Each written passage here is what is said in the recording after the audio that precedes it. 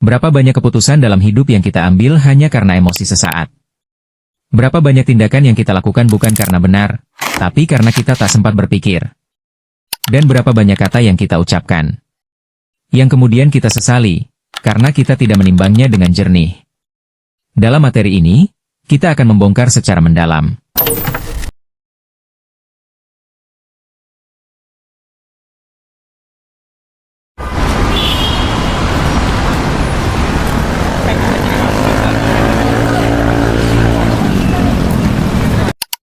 di dunia yang serba cepat, penuh informasi dan opini, keputusan yang bijak bukan lagi hasil dari sekadar intuisi, melainkan buah dari pikiran yang jernih, terasah, dan sadar. Berpikir kritis adalah kemampuan untuk menilai dengan objektif, melihat berbagai sisi, menyaring kebenaran dari kebisingan, dan bertindak bukan karena dorongan sesaat, tapi berdasarkan nilai dan nalar.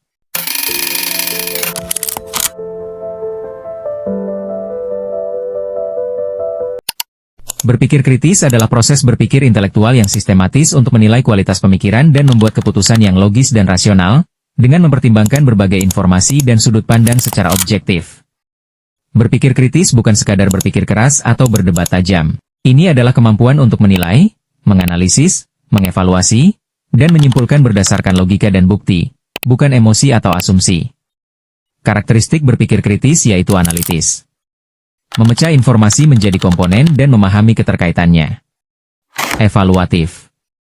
Menilai validitas argumen, bukti, dan sumber. Reflektif. Mampu mengevaluasi pikiran dan keyakinan sendiri. Terbuka. Mau mendengarkan sudut pandang lain dan mengubah posisi jika terbukti salah. Sistematis. Tidak terburu-buru dalam menyimpulkan. Objektivitas. Berpikir kritis menekankan pada pemikiran yang objektif dan rasional, tanpa terpengaruh oleh prasangka atau asumsi pribadi. Skeptis.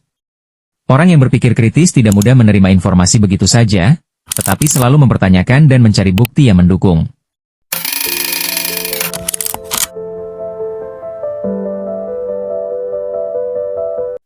Kebijaksanaan dan kebaikan tidak lahir dari niat saja.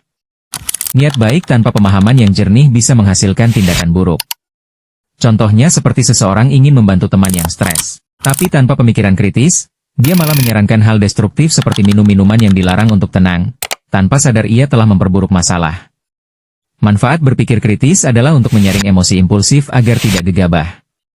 Mengevaluasi konsekuensi jangka panjang dari tindakan. Membedakan niat baik dari dampak buruk.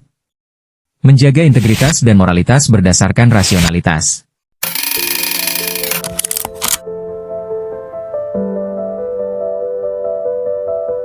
Langkah pertama adalah pahami masalah secara mendalam. Tanyakan, apa sebenarnya yang sedang terjadi? Apa yang dipertaruhkan? Langkah kedua kemudian kumpulkan informasi relevan seperti fakta, data, dan perspektif berbeda. Jangan langsung percaya satu sumber. Langkah ketiga yaitu analisis dan evaluasi informasi. Seperti apakah ada bias? Apakah sumbernya kredibel? Apakah argumen logis? Langkah keempat yaitu refleksikan posisi dan emosi Anda sendiri. Apakah saya terlalu emosional? Apa saya punya prasangka? Langkah kelima buat kesimpulan berdasarkan bukti. Apa keputusan paling rasional dan etis? Langkah keenam yaitu tindakan. Bertindak dengan penuh kesadaran dan tanggung jawab. 1. Bias kognitif. Confirmation bias yaitu hanya mencari info yang mendukung keyakinan sendiri. Halo efek adalah menilai berdasarkan kesan pertama.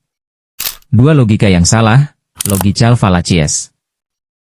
Contohnya ad hominem, yaitu menyerang orangnya, bukan argumennya lalu strauman, yaitu memelintir argumen lawan agar mudah diserang.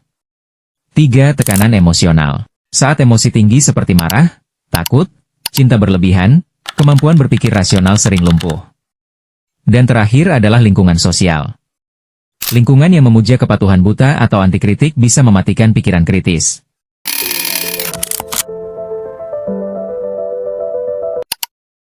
Ajukan pertanyaan berkualitas. Seperti apa buktinya? Apa alternatifnya? Apakah ini logis?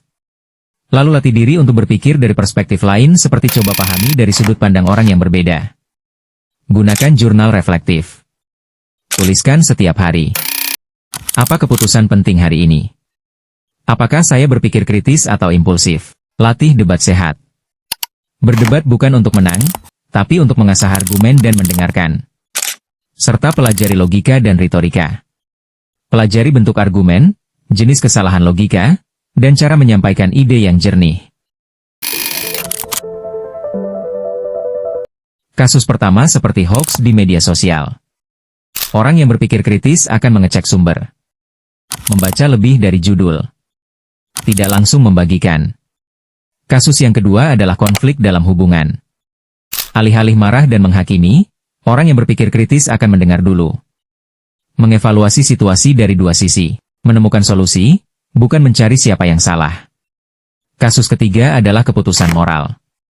Misalnya, apakah harus melaporkan rekan kerja yang curang? Orang yang berpikir kritis akan mempertimbangkan etika, konsekuensi, konteks sosial dan hukum. Ciri orang yang bijak dan berpikir kritis adalah tidak mudah tersulut emosi. Bersedia berubah jika salah. Menghormati pendapat orang lain.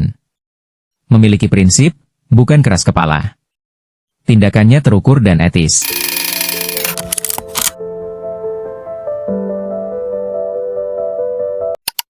Aktivitas. Latihan berpikir kritis seperti membaca berita, cek fakta, periksa sudut pandang lain.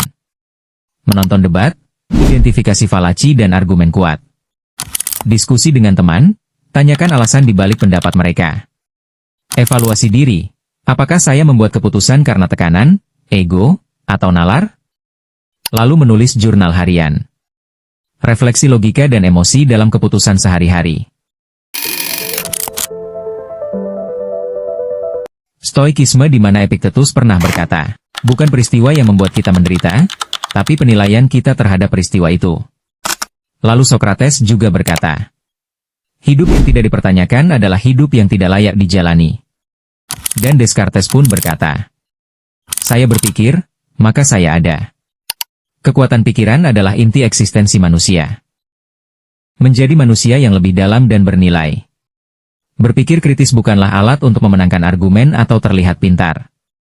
Ini adalah kompas batin agar tidak menjadi korban manipulasi. Tidak bertindak bodoh karena dorongan sesaat. Tidak menyakiti karena tidak berpikir panjang, tetapi sebaliknya. Menjadi manusia yang bijak, adil, sabar, dan baik. Menjadi pribadi yang keputusan-keputusannya membangun, bukan merusak.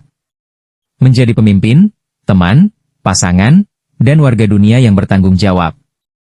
Sekian konten kali ini, semoga bermanfaat dan jangan lupa bantu like, share ke teman kamu, subscribe, dan tinggalkan komentar di sini.